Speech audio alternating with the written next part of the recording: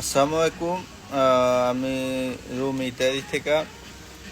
আসলে একটা জিনিস লক্ষ্য করলাম, আমাদের দেশের নতুন সরকার গঠন তত্ত্বাবধায়ক সম্মানিত ডক্টর ইউনুস, ওনার নাম ছাত্ররা করছে আর কি, সিদ্ধান্ত নিচ্ছে। তো আমার মতে ডক্টর ইউনুসকে দেওয়াটা ঠিক আছে, কারণ উনি আন্তর্জাতিকভাবে স্বীকৃতি এবং উনি নোবেলপ্রাপ্ত একজন মানুষ। আমাদের বাংলাদেশের জন্য এখন এরকম একটা লোক দরকার যে আমাদের বাংলাদেশটাকে উন্নত করতে পারে, ঠিক আছে। আর দ্বিতীয় কথা হইছে, আরে ভাই ব্যাক মাছে গু খায়, রাষ্ট্রের নাম হইছে পাঙ্গাস মাছের, ঠিক আছে।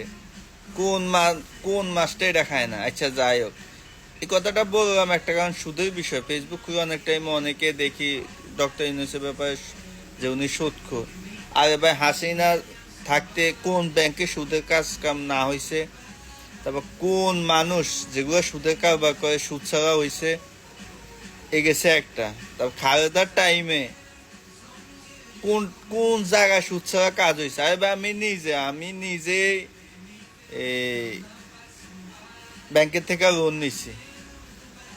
লোন মানে কত টাকা সুদ দিছে আল্লাহ মাহমুদে জানে, ঠিক আছে। যদি 1 লাখ টাকা এর থেকে ডবল সুদ নিয়ে যায়। সো এসব এসব বাজে দিয়া কোনো লাভ নাই, ঠিক আছে, বোঝাও লাভ নাই।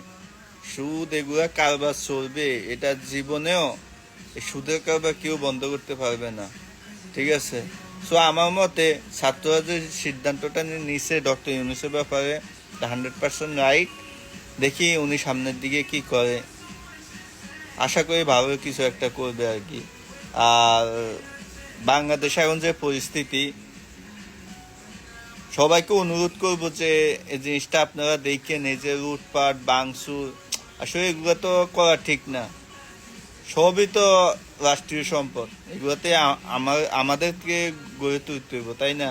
সাধারণ জনগণের টাকা, তারপর যারা বিদেশ আছে রেমিটেন্স, এগুলা এদের টাকা। আরেকটা কথা হলো গিয়া, এই পুলিশ মারাটা কিন্তু দেশে ঠিক হইতেছে না, ঠিক আছে। সব পুলিশ তো আর খারাপ না, আর সব পুলিশ তো আর ভালো না, ঠিক আছে। এখন দেশটা চেঞ্জ হয়েছে, সরকার আসবে, এগুলোর বিচার হবে। আমরা কেউ যেন নিজের হাতে আইন তুলে না আনি, এটাই। আচ্ছা, ওকে, সবাই ভালো থাকেন। আসসালামু আলাইকুম।